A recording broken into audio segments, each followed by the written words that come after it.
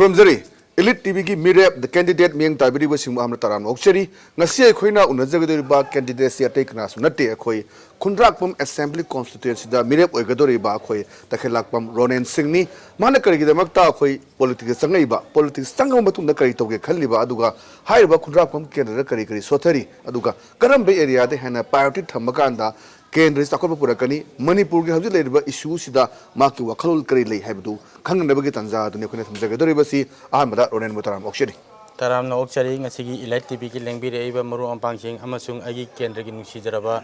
Ahalamanzing, Maru on Pangi Puno Pukurumzari. Maruna Koi Ronengi, Pokpa, Imai Pagiming, Isagi, Ponapom Lamdam, Aduga Lady by Chino Kiano, Aduga Chachu, Kamai Lady Habaduga, education qualification Kay don't have you. Hoi, Tamjake, I Bupokpa Papa, Katelapum Samung Sing, Aduga Agi Pok Pirambi, Katelapum Bizamini Debi, Agi Luna Binia, Arambam Ningon, Katelapum Ombi, Ambika Debi. Aduga, Agi Angang, Ichachi Ohumni, Nupa Ani Nupiama, Nupa Hansi, my 12 class Tami, Assembly School, Balipara, Datame, Tesburgi, Asamgi, Aduga Chanupi. Yai Masina, Sahim, Taramatu Mushure, and the Mahaki class 5 Tami, and the Angang Amana Katang P. Angang Apik Pagina, Atomo doing the power. It's now Calvin. It's now Aiga Taraga and Ichiamaga Aiga. Isiasina, Asamla Pangi, staff nursery, Aina, Aigi business of a politics, something among the Sagi on established our business company Malay, Sida. Aina cannot managing director or in Labani, the Tobagidi education breakdown high target. I say master ni, had a postgraduate ni, Merit University the Torre, Merit University the postgraduate Torre, the graduate, Matam the graduate Torre, postgraduate Torre, I subject geography, the Master Tokyo. Maruna Koi Kendra Sigam so far, Kundakum Assembly Constituency, Haji Fauda. Ronan contributions say Kari to Rena can be. I contributions here, I Salam to Hajage. I know Huzik, I give introduction to Womatamda in Panjabuduni, I Isagi, Aina established over private limited company, private limited company, Immuno Construction Private Limited, Hariba head office in Mantipuki delay, then Mantipuki the Ladiba, head office Ladiba, I office Makaja, the Sinmi. Saragna Sam and Kate, Sunny Bokile, Matamatangi Matungina. High but Sam and Kaisani say maximum a Kogi Kunakum Kendi, Kendi Prazangatani, Haina, Aina, Tamzage, Aduga, I Samaksu, Aina Master Emetamalo, Matunda, Sarkagi Tabaki, Raga, Aina Pamba, Tabakto, Adu Pangdabagi, Tabak Pangdabagi, China, Haidari, Awado, Saking the Pangi, Misa Amani, Aduna, Aina Tabak Pangdaba Matung, Aduga, Tabak, the Wayabagi, Sahiki, Matangi, and Doka Matunda, Aina Kalapoa Kansi, I don't Tabak Pangdabagi, China, Pangaba, Igi Kunapumki and the lady bar, Igi public Nataragan, using Yamasi, I Angamataka, Tabak Pigi, Haina Kalaga, Digi, Mishandu Sangirakuni, I Mishanzo, I business key, Tam the Igi Mission, the my pie and Laway. Sumana Aina, Kunapumki, the Makta Kalaga, Mayama, Igi, Aingam Zabataka, Igi level, the Nazing, Mayam to Pizagre, or the Huzishu, or do Mangai, Aina. I company say, Sigi run down among Sinapian among Tabagi, and again, this is Salaga, Lambi, Nuaitavagi, Tong Nuaitavagi, Tandabi, Sing, Marankana, Pangdabagi, Sigi, Madam Sida Sangila Tagadi, Ako Isasi, the Koki and the Mute Ama over Medaka easily. And then as I unemployment may actually the more Sam and Kasanim to a company, Makata Tabakton by the Igi within Igi company, strength Manung delay, Adong as I Lambi Palakwa, Tong Palakwa, Tanabi Sing Marankana. Matiksan Haitare Pamon Toko Pangal have the Masidi Yam so work with Sarkagi, Kanokara, Satikara Pai the Dagadi Yada, Marana, and I Kamaito than a Haiba, Kunakunki and the Atayatopa, Kiendaga, Mananaba Sakana, Wuhanabakanda, Kai. The Kawagi have to give Matungin and the sea politics. Maruna, be the super gold medalist Pangai, Aduga Atayatopa, MSC Migi excellent awards of Pangai, Mayama. kari business na hana tore se construction company se only khoina labor me ama thamagi waraga daga yum saba khotpa kari tawai wano adu thamyu hoi thamjage ai business base business system je maru in construction base adi yum saba commercial obi residential obi yum saba da maru in main emphasis pi tawbagi di real estate na khoi gi manipur gi wang ma da even yam nakpa assam bakta flat chauna saraga adagi yam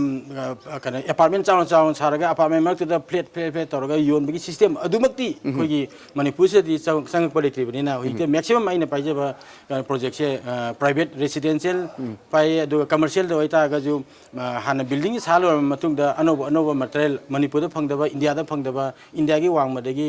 material mayam ma khoina import tor matung hoji se wall cladding interior gi oiro exterior gi oiro mayam sina ma hore da hariba material je khatang khoina piraga maji fitting system dudi amuksu maduna problem amu leibani na adui matang de aina ai ken de mi semba hawi na aina haijeri se khodamoina aluminum composite parent haji acp haji acp haji kamai tone fitting da we have je khoi gi manipur se da hana yam gali gi aina business hor pega da kana charona 2011 da di charapa masigi knowledge lam leiram de hai tare aduna aina kai dawi hai kana aina company da aham business aham hopa kanda acp ka yoli ani thire and thire matung di acp yom di acp du pi betara ge ai misti pi ona misti kore matam khal leraga acp law khar horok de ai gi business my growth ki matung ina acp have aluminum composite panel armstrong acp je si ai distributor thakta amuksu aina paisal matung di company de aina mangasai expert mayam kore expert mayam sing do kaura ai local gi ai gi icha inau sing je mix to holaga thabagi suraga makhoi ne yare hadi makhoi ne thadok pa yani ha kan company mi sing thadok raga pochi akhoi gi wan sinmi gi thabak se tamho ba hai tare ko tamho raga company mi do thadok raga akhoi gi hing ba yada bagi hai tare takai phadana sarkar gi thabak se loibak pi bu sing pote sarkar na sarkar gi thabak phangde ga ju akhoi ne hingba yaba lambi lei hai bagi se lesson ma ju tambi ai praja se ba hogje ba hai okay maruna khoi politics sa kyuse karamba wakhalon dagi karamba pandam dagi politics ta sang ken khan gi bono hoi business dagi lakpa yam entrepreneur moi lakpa aduga business sang ge khalai je kamai lokha khen hoi business sang pa digi di ai sai mamang na thamje khre aina masa lora matung da sarkar gi thabak khara try tawjerami sarkar gi thabak do try tawbudu da aina pambaga aina aduga ai pam level da phangta ba hai tare adudagi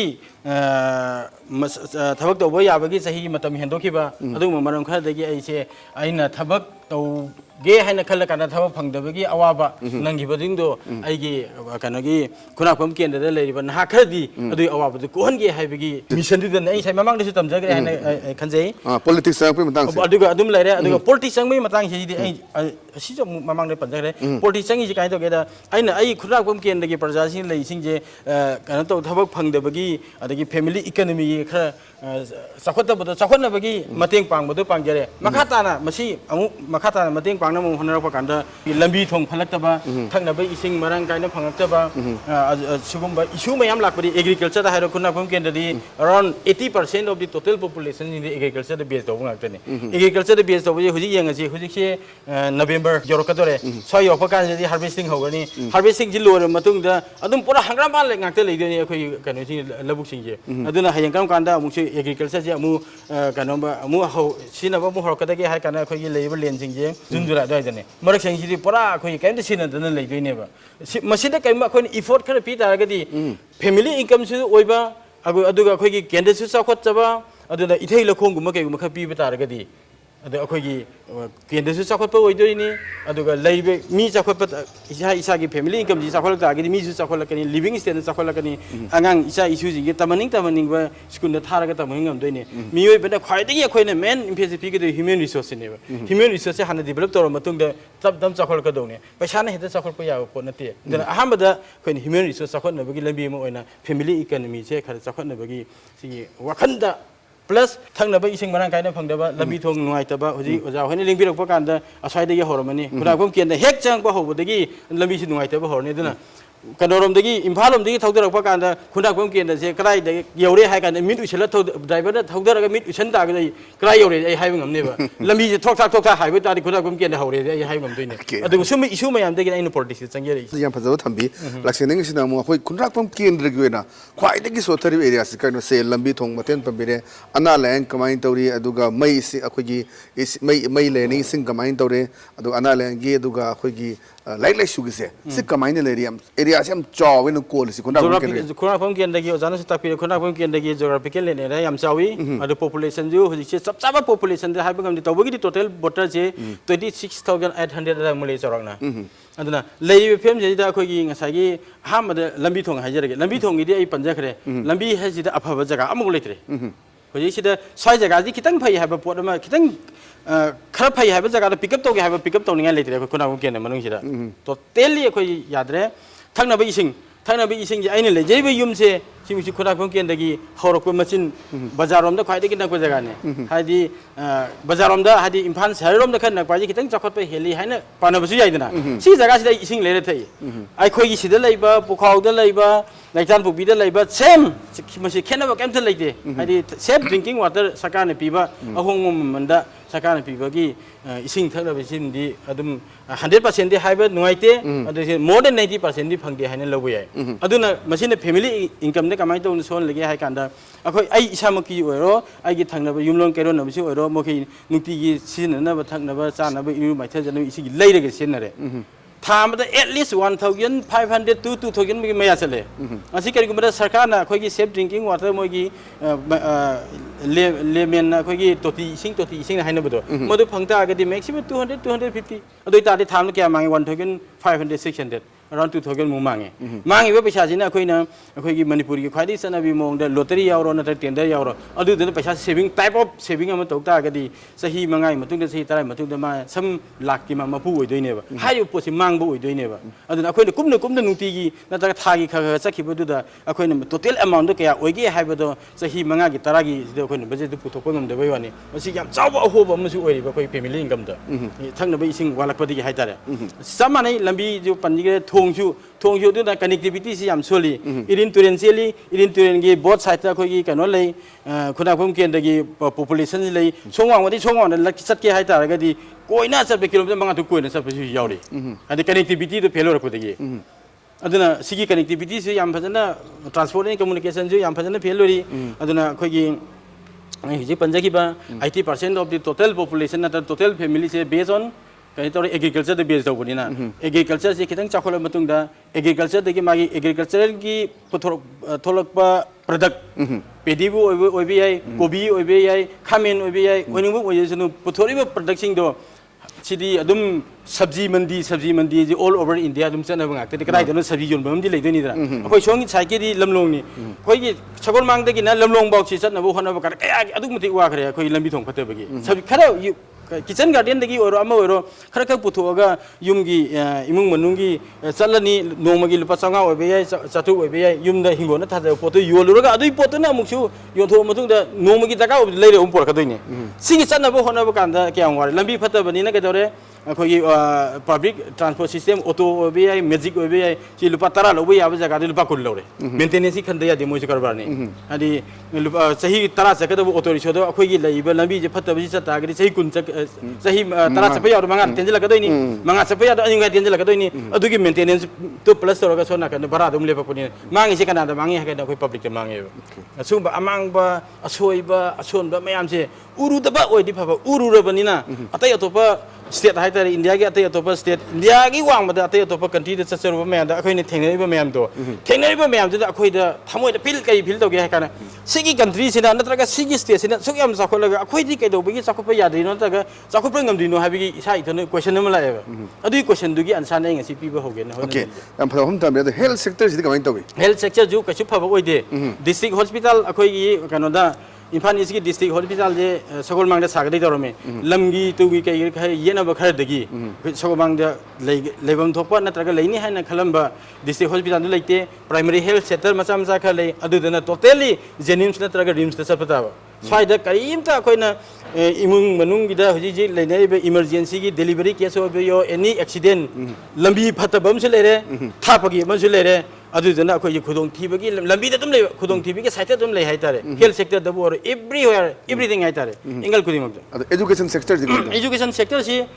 यामरब अदुम कनो तवी हाबि याय चनब याना अदुम फरी हाबि याय फरी सिदि अखोइना पैसा थोक्सद्रसु खरा कनो तौजर तागसु मसा मसु सिंजे प्राइवेट स्कूल द लाइक तमन गदि याम कन होने अखोइ मतम ददि ओजा कमाय तौगे हाय कांदा एलपी हाबि स्कूल नि तमगा अयु ता त बोरा हम थारा बोरा सी जगह सी आई गिनी गाइन अदु सिस्टम दुदि लेत्रे अदु होजि गमेंगी स्कूल जिंजे सिजु अखोइगी फैमिली की इनकम वाटप कांबु ओइतागसु वाटप कांबु ओइता गवर्नमेंट स्कूल से क्या तमद्रे अदन अयामन इंग्लिश स्कूल से तमले इंग्लिश स्कूल द तमनब होनब कान मामा पापा सिंगे अदम लाइरा ताली लाइरा तालसु ता दमोय अदम तमनब मोहनै सिगी दमक्तदि अखोइगी खुदाकम केन्द्रगी प्रजासिनि लैरिबा मामा पापा सि याम थागत निङैने अदन ngasi पाउत ख सोथब लैतागजु मतम मददि फदना कहते लाइक लाइसु हैरबा अदुगुम्बा केन्द्र म ओरकनि हाबिगे याम चपचाब थाजबसु लै अदुगा कनोसु थोखरे एमसीएस थोखरे अदगी हना कनोगी आईपीएस थोखरे मयाम थोखरे अदु थोक्से बतागजु अखोइना लंबी लमजिंगबगी थबक्ति कितंगदि वाति वाली ना सोन थमजे ओके आई मखाता ना चची खुनाम केंद्र के तोंगान तोंगाम जगह सिंग सुसी येंगसी अदुगा कमाइन तौना अखोइ बीजेपी द चंगकपा अदुगा बीजेपी बु करी पाम बायबदो अखोइ दक चचे खुनाम केंद्र के जगह सिंग तोंगान तोंगाम येंगसी अदुगा मखाता वारी समदजगे आइना जि लेजरिबा सि अखोइ खुनराकपम केंद्र के मनुंग चने लेबा अखोइ चिंगु पाक हाइबदुदनी आई मखाता ना रोने लक्सनिंग सि अखोइ पॉलिटिक्स चंगे मथंग मथंग मैम लेगरे मरु ओइना खोइ 2019 दगी बीजेपी दा चंगक पुरा ना खोइ खंजे खोइ ना सुमजेंग जबदा बायोडाटा येंगबदा बीजेपी दा मरु ना चंगक खिजे करम खलन तोंगान तोंगान बा पॉलिटिकल पार्टी मैम लेरे से आईएनसी लेरे इंटरने अखोइ की नेशनल लेवल दा दुम एनपीपी ले मैम ले बीजेपी की आइडियोलॉजी करी दनो बीजेपी दा चंगक खिजे कमाइ तोकना हाबि यामना फजबो वाहंगनी अदुगा हंगबिरेबे वाहंगसे सी हंगमदब तारगसु आई वाहंजिगी पाखम हाना पिगे हायना आइना सेम साले जरममनी सुमी इंडियन नेशनल कांग्रेस अरिबा पॉलिटिकल पार्टी नि अतै अतैना ओइ तारगसु अदुना हाइबा इंडियन नेशनल कांग्रेस सिदा पामदना भारतीय जनता पार्टी सिदा केदोबगी चंगै नो हाइबसे मसी यामना मरिक चुमना हंगबा याबा अदुगा आइना याम मरिक चुमना पाखमजे पिगे हायना खंजे अदुना लेबाक नुसिगे हाइ तारगदि भारतीय जनता पार्टी जे अखोइ कनो तौबिगे तौ जॉइन तौबिगे तौ राजनीति तौबदी पॉलिटिशियन म ओइबदी एनी पॉलिटिकल एनी पार्टी मदि तौबगिदि राजनीति पॉलिटिशियन एज वेल एज लेबाक नुसिबा हाइतारे लेबाक नुसिबसे सी ओइगे हाइतारगदि भारतीय जनता पार्टी से सी ओइगे दौने कइनो मखोइद मनुंगी ओइबा अखोइगी लेबाक नुसिबगी इसेन मैम मा यावरे अदे मागी खुदम ओइना हाइरसि पॉलिटिकल सिन पॉलिटिकल विंग थी अदुन त मागी पेरेंट्स बॉडी ओइबा कदोबा ऑर्गेनाइजेशन मैम लै खुदम ओइना आई हंदकतसु राष्ट्रीय स्वयंसेवक संघ आरएसएस सिगी आई केम अमा यावजरी सि लैबा केम सि यावदिङैगी ममांगदगा केम सि यावरुबा मतुंगदा थोलकपगा अखोइगी माइंडसेट सि याम थिना चेंज तौगरजानी अदुना करिगुमबदा अखोइना लेबाकी सेवा तौबिगे याना खनबि तारगदि भारतीय जनता पार्टी सिदा चंगनिङि कमाइ तौदना ngसाइगी लेबाक नुसिबगी केन इचेनसे चेलल लैनो हाइबसे आई सि मतेम थमजगे ngसिगे राष्ट्रीय स्वयंसेवक से आरएसएस की मरु ओइबा इंडिया दा नेशन वाइड मरु ओइना आई कथोगे न थोलक पजिंजे मखोगी फैमिली मैक्सिमम फैमिली लेते इमुं मनु लेते फैमिली लेत्रगा मागी फैमिली नुसिबा मागी मचा नुसिबा खंद्रगदी अखोगी प्रजा नुसिबा खंगोय हाइबी वाफम से मसिदि याम लानबा वाफम मु ओइदोनि सिगी मतांग हिददि अदना मसिगी अखोइना कइदो पुसलके हाइ कांदा मागी फैमिली दो लेते तारगदी मागी मचा दो लेते तारगदी आइगी फैमिली गिनी हाइदना आइना लुपा अमतो सि लुपा अनि दो सि आइना सोना कन वाखन खनगदो खलोइदोइनेबा याम मरु ओइबा मोगी आइडियोलॉजी जे मसिदा मसिगी वाखलोन सि लैबा अतै अतोप पॉलिटिकल पार्टी अमबो लेते अद सि मरु सि खता नते हाइनियाइदि मयाममनि ngasi नोमगी तमदनसु लोइबा नाइरो अदुगा हुजिगी हंगिबा वाहंग दुगी चपचाबा पाखमजे सिगिसिना पेनबिरो नाइ हाइजनि क्रियाम हम थंबी अदुगा मरुइना खोइना ताजबदा हाइतारे खुनराकपम असेंबली कॉन्स्टिट्यूएंसी सिदा खोइ बीजेपी की टिकट ताने सि अराउंड अबाउट 6 कुंबा टिकट फंगबा अमा फंगदबदि यावदोनि अदो हजि फाउगी बा इनोनिमस डिसीजन लोब लेरबरा नत्रगा कमाइन तौना हजि सैदा ओके सी मसी खुनाकम सी सिटिंग एमएलए एमसु लेबनि कांग्रेस की को स्वाइसिदा खोइ बीजेपी की लेरबा इंटेंडिंग कैंडिडेट मैम सिगी बा इनोनिमस डिसीजन नम लोब लेबरा कमाइन तौगी याम फजब वाहंग हंगबिरे आई ओजाना अदना खुनाकम केंद्र से सिदा बीजेपी की इंटेंडिंग कैंडिडेट से अखोइना तरुकने हाइना खोइ जि पानरी आई इसा यावरगा अहुम अमदि लोकल नि अहुम अमदि नन लोकल नि aduna local sigina group ama non local hajina group ama ada non local jing je kamai tok da koi khurang pam ken de je nusi re ino haibe je ai masidi still I am in confused dori adi makoi na belong dori ba assembly constituency de area na phadana semgol lamaga phadana develop toraga khurang pam ken de je masidi akoi gi assembly constituency semblo ramni na chakhot pawali ba moi ji am sembi ge hana la ibra haibi se yam chauna hangni makoi jingida aduna natraga खुना कुम केंद्र से the राजनीति politics तो वही आबा नत्र मतिक चाबा कनाम तक लेते हैं अखोई न संगरोगा अखोई खुना कुम केंद्र की मफी मपा ओरगे है न संग इब्रा अदे हक्थिंग ना हंगनिंगे हुजी जी सिटिंग एमएलए सिजु कानूनी अखोई की नन लोकेल नी अदुना अखोई की बीजेपी वो पामजरी पे इंटेंडिंग कैंडिडेट तरु अमा नन लोकेल एमएलए एक्जिस्टिंग एमएलए सी थारगा अखोई हुजी खुना कुम केंद्र बु सेवा तोगे हाइना खली जे अखोई तरे सिग मनुंग द मरी मदी सी अखोई नन लोकेन ओय अखोई की केंद्र सिदगी ना तब केंद्र की वांग मदगी हाइ तारे अदुना आइना सुम स्टडी तोबा कांदा हुजी एक्जिस्टिंग अखोई की एमएलए से दु गारे मान बिलोंग तोरिबा असेंबली कॉन्स्टिट्यूएंसी दा मा इलेक्शन थेंगनरम बनते अदगी मा मरै बाग नतगा मा मरै काय नतगा मा असेंबली कॉन्स्टिट्यूएंसी सेमम बनते अद हुजी अथै आई थादना अखोई की लोकल अहुम जी थादना नन लोकल अहुम लेमो रिंग दु मखोई बिलोंग तोरिबा असेंबली कॉन्स्टिट्यूएंसी जे सिदा हंग का खंगे ममिंग खंगे है यावरी अदुई तागरी करी ग्राउंड की नखोई सोन संगे है याम चाव बिग क्वेश्चन ले अदुगा ममांग दा अखोई की इलेक्शन हाइ तारे लास्ट असेंबली इलेक्शन की 2017 दनी लास्ट असेंबली इलेक्शन तोगी जे मतम दुदा बाउक्ता लेखिबा कई है तारे इलेक्शन की सिनेरियो जिगा हनी 2022 लाइबा इलेक्शन सिनेरियो जिगा नि याम चाव ह्यूज खेनबल लेरनी अदा होदि से याम चावना अखोई केंद्र से सिदा लाई लाइसु तमपगी हैरकपगी सिंगकपगी ज्ञान तारकपगी हाना खरा ज्ञान ताबा वालुरे हाना लौरगजु लोकल नन लोकल हाबी इशू याम चावना ले सेहिदा कईगुमदा पामजई हाइदनासु नत्रगा स्टेट की अथॉरिटी सिंगिना नुसीदना आई सिगे नन लोकल अमदा अखोगी बीजेपी की टिकेट सिपीरें खलो अदो अखोई लोकल अमसु नन लोकल इशू सिदा ngसागी बीजेपी पामता गजु ngसागी केनो दु केनो पिरोइदोबा हाइदि हक्सि सिनरोइदोबा पोटम यावरि बखोगी केनो सिदा खुनागुम केन्द्र सिदा हंदकसिदि अदोगना हंदकी बीजेपी की केनो सिसि मंगलोगी हाइतारगदि खुनागुम केन्द्र सिदा मथौना लेना अदगा मरी मतिंग थोंना मपान थोलको जेंजिदा बीजेपी की टिकेट पीबि तारगदि अदु सुगो सोइदन रिप्रेजेंट तौनी अदुदुगा तानलरिबा हुजिगी बीजेपी की इंटेंडिंग कैंडिडेट तरुक लेबगी जि मनुंग जेसिदा आईडी बीजेपी की टिकेट फंगद्रगजु इंडिपेंडेंट लेकनी एमपीपी दे लेकनी अदुदे लेकनी अदादा लेकनी हाइबो पोसु यावरिबा हाइबो लाइसिंग जे केंद्र नुसिबि वादे अमुसि थोदोबो ओइद्रियेबा मुसु आइ ओइ वाफम खरा थमजगे सिग मतang खिदा आइ हुजि बीजेपी बि नुसिबगिनि हाइदना आइना संगेरेना हाइरे बीजेपी की आइडियोलॉजी मनुंगी ओइबा वाखलोंजु फजबगी आइ संगेरेइसे मसिसे लेबा कनबगी पोरम यावरि आइ मांगबा याइ लेबाक्ति कनदे यादि हाइबो पोरमा ngसाई खुदम दो अमुखु मनिंग हंगचरके मसा मागी फैमिली नुपी अंगांग थीदे मंगै आइगी लेबाकिनि हाइदना थादोक जरीदना आइ थेंगमलबने आइ अमरोमदा आइसि इचा लेजरे अदो केरुमल लेमना तारगदि दो हाइबा कैटेगरी संगेंदना आइले आइगी लेबाकसे नत्रगा आइगी केंद्र से नुसीदना आइगी लेजबा पुनोंकी सैक्रिफाइस तौरगा आइगे लेबाक ngamba याबनि हाइबगी याम कनो तौबमा आइ कोना लाकपा वाखलोद लै अदो हुजिकु आई मसिगी लंबी सिदगी आई थापतोकपा लेते आई हुजिक टिकेट तानाजरी अदुगा स्टेट की अथॉरिटी सिंगना अखोगी कनोगी खुदाकुम केंद्रगी सेंटिमेंट सिंग जे खंगबीदना आई नतबा अतै अतोपा नते नन लोकल अमा ओरो कनो पी तागदी आइदी बीजेपी हाइबि नुसीजेबगी हाइबि पीरिबा कनोदो कैंडिडेट तो नत पीरिबा कनोदो टिकेट तो अदु पर्टिकुलर कैंडिडेट तो नुसीदेबागी थोदोपा नतबिदा आई बीजेपी की आइडियोलॉजी नुसीजेबगी आइदी अतै अतोपा आइदी इंडिपेंडेंट लेके आइदी एनपीपी दे लेके आइदी अदुदा चटके अदादा चके हाइबि वासी आई थोदोपा लेते आइगी corner meeting every corner meeting दे एकदम ब्रॉडली आई अनाउंस तोबनी ngasi बावता खोसा बसा मयम चली मसा ताबनी चटपा ताबनी तौगे हाइना खन तागदी आई थाव हापनी मरु अपांजिंग की खोसा बसा चमिनाबई क्वा हाइ चाबे केदबी तिंगी ngasi बावता तिंगे मयासिंग जे आइना कैगुमदा आइना तिके फंगना तारगदी अदे हाइ पोसें हिदे आइना आई खुनाकपम केंद्र से कन्नबगी होनबदा आइना इन्वेस्ट तौबनी मसी आइगो आई फिगाउदिगी मांगबई ओइबे याइ तौबगी खुनाकपम केंद्र कन्नबगी दमक आइना इन्वेस्ट तौरमनी आइना हाइना खनबि लोइना आई थोदोकपा अतै अतोपा टिकेट फंगद्रे हाइ काना चोंगदना फंदना आई तौबगी आई तौजरोय BJP हाइबि I नुसिजै ไอ้ดีงาซีให้เป็นหนุ่มสิตะกี้นั่นที่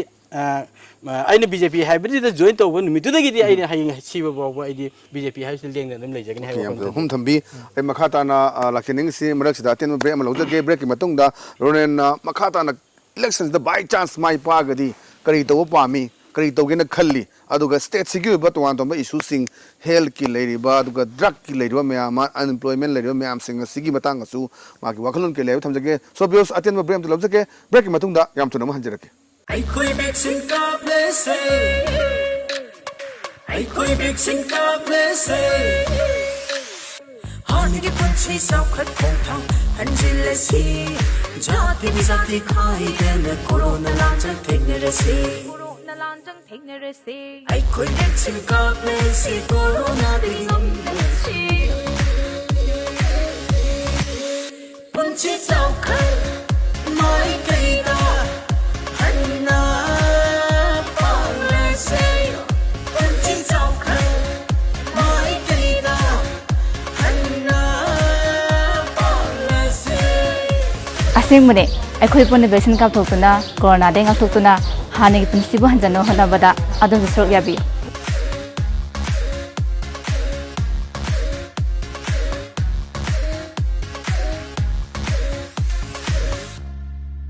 break มาตุ้งดาไม่อามุตารามออกเสียไอ้มาคาตานาโรนนั่นลักษณะสิ่งคุย by chance election เด็กคุยไม่ไปนักขลังสิ first priority คุยโรนนั่นตัวกินนักขลังสิกันเนาะคุณรักคนเกณฑ์ดรกีเอ็กไปตายนู่นการดีชนจันบิดนะไอ้ชิมันตัวกินนักขันบ้า first priority สิกันนู่นทำบิห้ามบ่ได้ทั้งนั้นไปอิสิงพังนั้นไปมาร่างกายนั้นพังนั้นหัวนั้นไปลำบีทงพัฒนาไปลำบีทงมาร่างกายนั้นพัฒนาไม่ยามอัตยตัวไป assembly constituency ได้เลยไปสิ่งที่ทักษ์จึงขนาดไปหัวนั้นไปอัตว่าอิทัยโลคงอีดีอัตยตัวไป assembly constituency ก็คุยกันมานั้นได้ไปแค่เล่นไปใช่ for example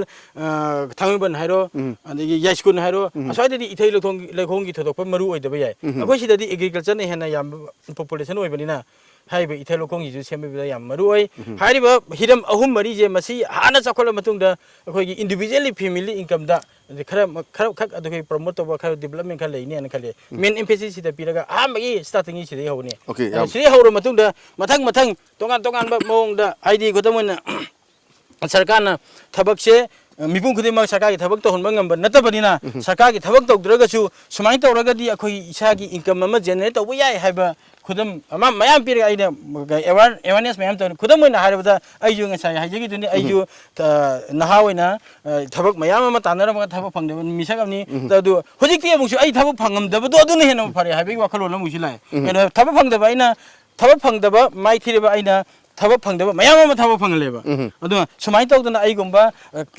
यांखई चाम थोरक्तागदी अखोई केंद्र कमाई तौदना वादो कई वानी मचा लेते है वफम थमजगे हम थम्बी रोनेंसी एंटरप्रेन्योर से होरइबनी को अदुगा इवन अखोई बीए दसु गोल्ड मेडलिस्ट फंगन लइबनी हजे मणिपुर अनएम्प्लॉयमेंट की इशू सी अदुम प्रॉब्लम से लई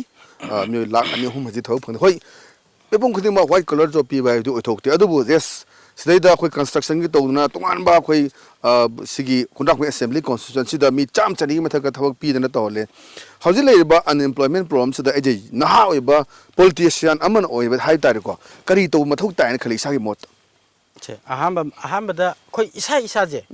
वर्क कल्चर हाना लेहन दरकार होय सी मतंग दि गवर्नमेंट दा साइड दे थोदोना हाइजेगिरोगे अहम अखोई इसा जे अनएम्प्लॉयड ओइबा अखोई से वर्क कल्चर हाना लेबा दरकार होय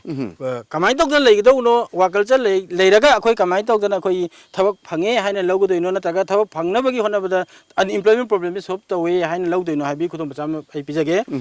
मपानदगी ngasi बावता लाइबा सिनमीसी ओखा यांगबरे होजि आईएलपी की कार्ड सेमबगी जगह से अमते यंगबियु क्यू क्याम सांग लेकेन ते यंगबियु हाइबा लाइसिंग जे मखोई की थबक सुजरगा मखोई जु बरादा लेदोइनि मखोई जु चाक इसिंग चाजदोइनि अदुगा मयुम दा बिहार दा लेबिनि खंगदे वेस्ट बेंगल दा लेबिनि खंगदे दिल्ली दा लेबिनि खंगदे मसा की फैमिली सिंग जिदो आदा लो पैसा थारगा फैमिली मोके आदा रन तोरि मी मसा मसु लाइसु ता मिने लोइन तोरिनि अदुदि ngamaga अखोई सेसिदा अखोई थबक सरकार की थबक फंगद्रे नत्रगा अखोई थबक फंगद्रे अनएम्प्लॉयड अमनि हाना अखोई नुंगनांगदना मनिंग हल्लगा लेबिगी मतमदु नते सेनिदा अदु सी मतांग सिदे आइने वर्क कल्चर न पुजरिसे खुदमना आइगी कन मपानदगी आइगी बिजनेस के मरी लेनाबा मटेरियल मयाम तता लोड अमला लाफा अनलोड तौबिनो होनबा कांदा अखो आइने कोइ यारगदि लोकल जीपी के न थीबा कान लोकल थी फंगदि โลเกนที่ฟังเดิมนั่นโลเกนที่เลยಅದು ಮೊಯ್ನ ಅರಿಯಪ್ಪ ಪೈಸಾದ ಅಖೋಯ್ನ ನೆಗೋಸಿಯೇಟ್ ತವರಗ ಅಖೋಯ್ನ ಪೀರೆ ಅದು ಅಖೋಯ್ನ ಹೆನ್ಮಲಿ ಗಾಯ್ನ ಖಂದೋ ಅದು ಉಪಾಯ ಲೈತಮಿನ ಅಖೋಯ್ನ ತೌದೆ ಯಾದಮಿನ ಅದುಮ್ ಮೊಯ್ನ ಅದುಮ್ ಕೈ ಹಾಯ್ತಾರೆ मोई जम चाव वे ऑफ अर्निंग ओए हाइतारे सिगी वे ऑफ अर्निंग जे अखोई लेते यादबरा हाबदी खोइसु लेबे यासिने आइना हाइजनिंग जे अदु नोमद लुपा लिसिंग अमा याम लाइन तानगरे सिनमी मना मपाने लाको सिनमी मना अदा हाई पोसि अखोइजु सि थबक चिलाउ थिरैसि आइगी सानाबा दुम लाकनी आइना मखोंदगी लेबा ओइना हरकपा याय आइगी पैसादो सेविंग सिस्टम दो फजना हाइना हाइबा हाइने सेना तागदी सही 10 अमगी कुलमगी मतुंगदा आइजु कइनो खरा वर्किंग कैपिटल लेतागदी बिजनेस मसा मा मु होबो याय हाइदी आई लेबर दे होरी लेबर सब लेनी हाइने के सुसु तो लेते मियोय बाइसे दुम खंजाव चावना दुम लेगा चावना दुम सखि बाइसे मसी याम अतांगो पोनी मसी लोइबक मियोय खदियों ते लोइन थोकनी हाइने लेते अदुना अखोय गे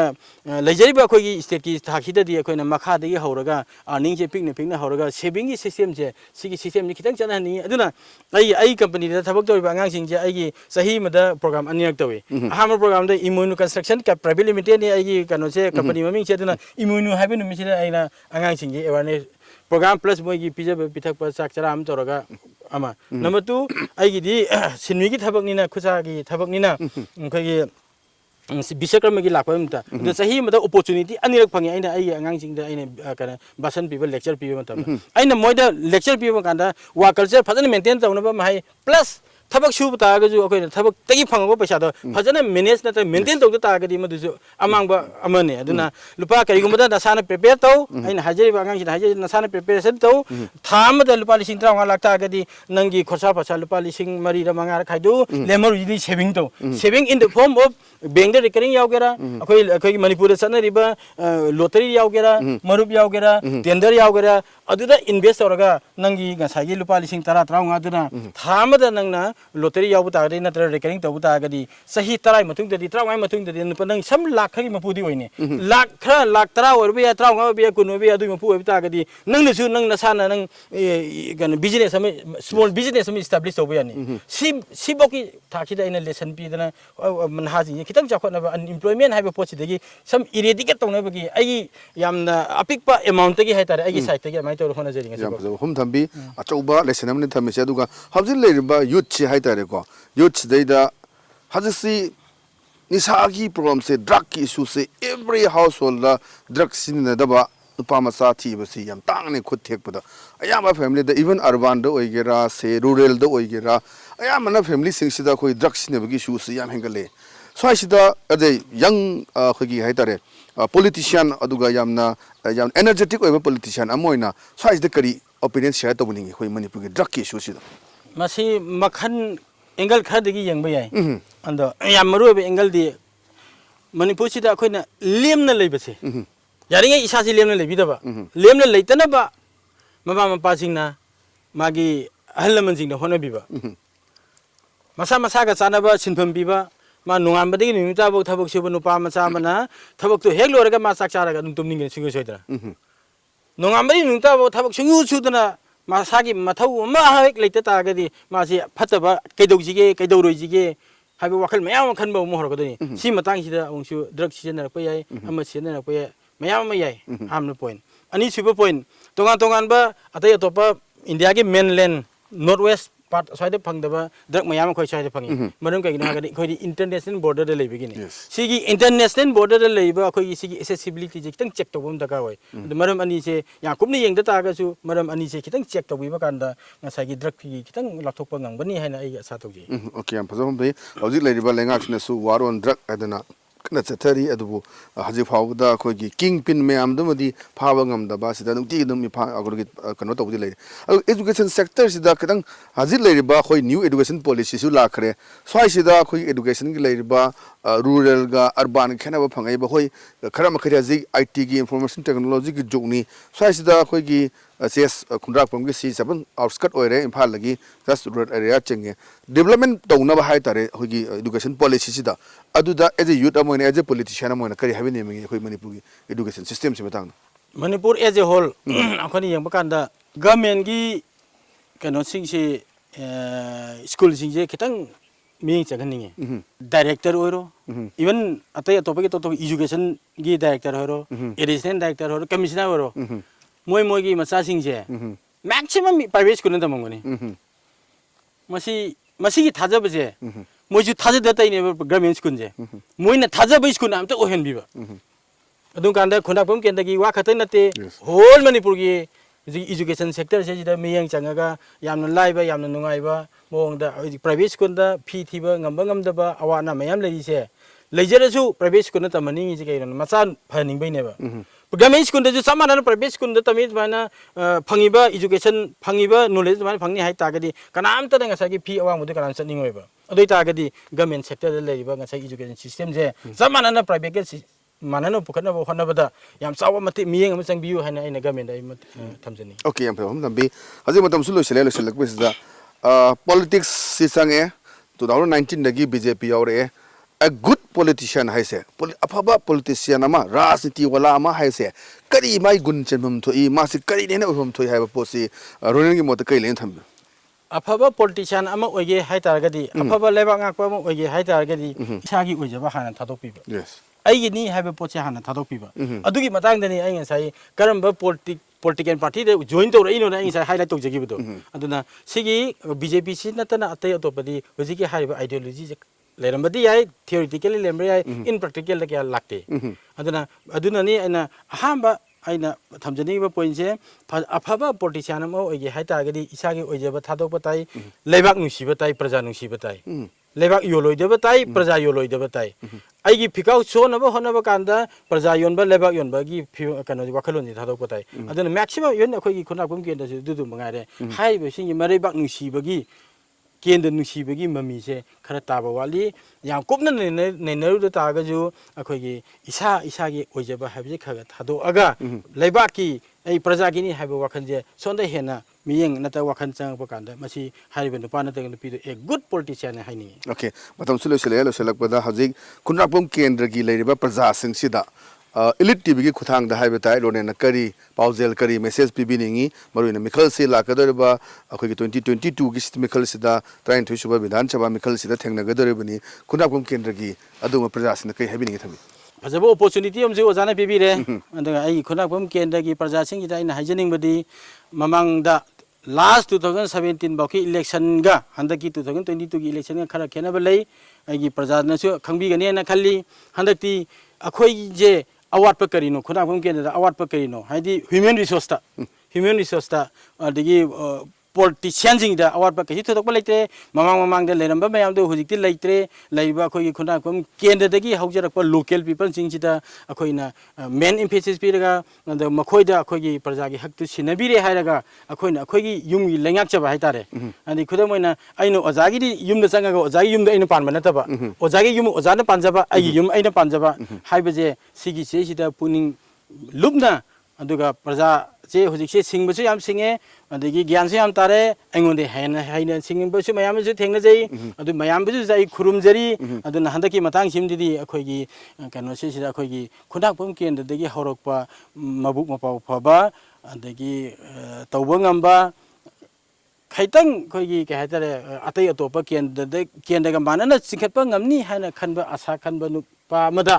nupi amada agai praja gi hakti sinabiu aduga isagi yumdi isana ngaksaji isagi yumji mi atai atopa la ngahaloji haibi wakham jima ai thamjari okay yam phom thambi aduga ozagi dream project haiba tai se suppose mikhal mai pak bada kai tawda ga haiba leire aduga kunaku mazada vote ki haji leiriba film si kana da thada ga yam samde ozagi dream project se kari hoin atai atopa ken daga chakhotpa manana chakhotna ba haibisina atopa ma oigre aduna tabada aina yam pabjaba dream am khakle ando khoigi khunakpam manipur as a whole khunakpam kendra particularly naturally beauty yam lei haitare akhoigi leiba khoi kano sina manipur sina europe ki country amagi da lermo oirone natural gi phajaba mayam singje sisi oita gadi se tourist mayam gi पृथ्वी दा लेरिबा मियाम ना चंगजेरक फम ओइबा tourist spot म ओइबा हाइजे सोइदन ओइगनी हाइना इ लौजे अदुना मणिपुर से natural beauty याम लै फजबा लै तागजु खुंदागबम केंद्र दा लेबजे N हेने खले अदुना खुंदागबम केंद्र से टूरिस्ट अचौबा टूरिस्ट स्पॉट अमा ओंथोकपा ngambagi adugi mangdu mangjai adun othokpa ngambasu oijage haina ai kariगुमदा खुंदागबम प्रजाना नुसिबिदना आइगी हकसे mayam gi hakde sinabi dana assembly thong sinjan bi batara gadi ai khuna khom ken da se yam chawba tourist spot amai onthok chege habi ai yam chawba dream amali okay am fazai hundabi odaronen ge adum dream project aduga mikhala pai paktra adugumba kuthabu ken de phajaba tawbang amadu oibiu haidana elite tv gi makai de su yai famongol pijeri aduga tuan tuamba ha inkhaliba myam thola kanda khoi manipur se awonba ma production hai bafam thamjage thank you so much khurum jare amuk hana ngasi gi adum elite tv gi mirep the candidate matang ngase solution jare mathang gi episode da khoi atop candidate unara kanda kari gi mikhal thengani gi no kala kanda kari tawguni kendra gi kari sothari manipur gi suda kari khangi kari taw pami haibado myam da detail oina thamjage ngasi gi di kaina da bi thangni jari pinebirasi